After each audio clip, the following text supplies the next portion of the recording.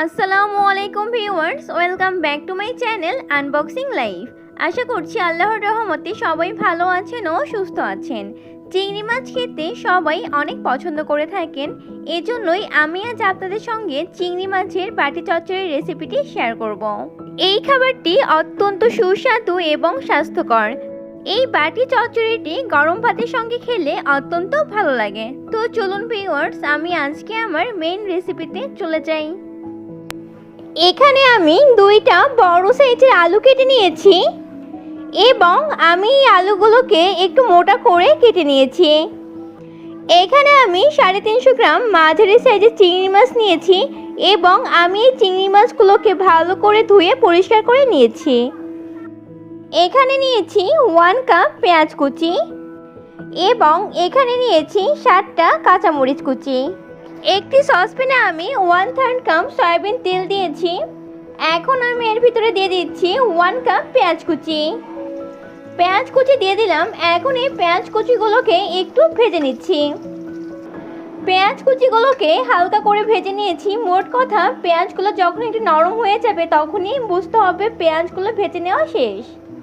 এখন আমি এর ভিতরে দিয়ে দিচ্ছি 1/2 কাপ টমেটো কুচি। আমি টমেটোগুলোকে একটু ছোট করে কেটে নিয়েছি। এখন টমেটোগুলোকে একটু ভেজে নিচ্ছি।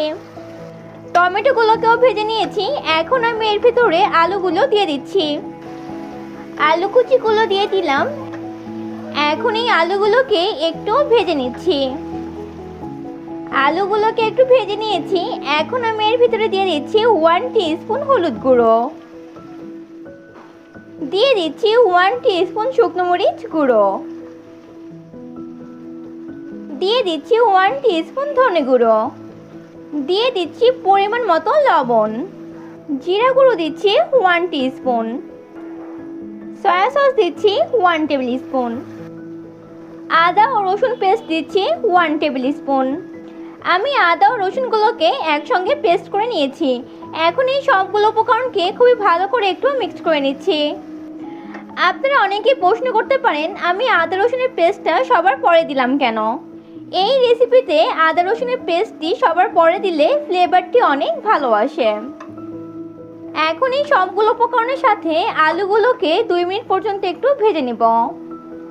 আলুগুলোকে মশলার সঙ্গে 2 মিনিট পর্যন্ত ভেজে নিয়েছি। এখন আমি এর ভিতরে চিংড়ি মাছগুলো দিয়ে দিচ্ছি। এখন এই চিংড়ি মাছগুলোকে সবগুলো উপকরণের সাথে খুবই ভালো করে একটু মিক্স করে নিচ্ছি। এই পর্যায়ে সবগুলো উপকরণকে 30 সেকেন্ড পর্যন্ত একটু ভেজে নিচ্ছি। 30 সেকেন্ড পর্যন্ত ভেজে নিয়েছি। এখন আমি এর ভিতরে দিয়ে দিচ্ছি 1 কাপ গরম পানি।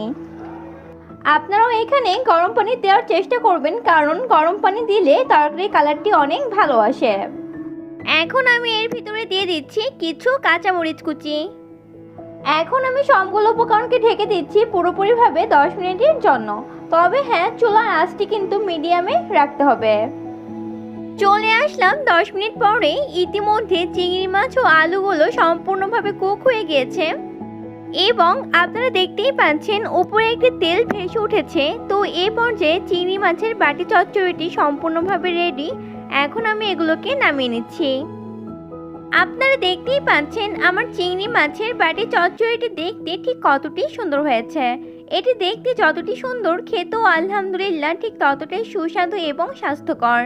গরম ভাতের সঙ্গে এই বাটি চচ্চড়িটি খেতে অত্যন্ত ভালো লাগে। আপনারাও বাসায় একবার ট্রাই করে দেখবেন, খেতে অনেক ভালো লাগবে। তো ভিউয়ার, যদি আজকের রেসিপিটি ভালো লেগে থাকে তাহলে অবশ্যই শেয়ার করবেন। আজকের ভিডিও এই পর্যন্তই। পরে আবার দেখা হচ্ছে অন্য কোনো রেসিপি নিয়ে। আল্লাহ হাফেজ।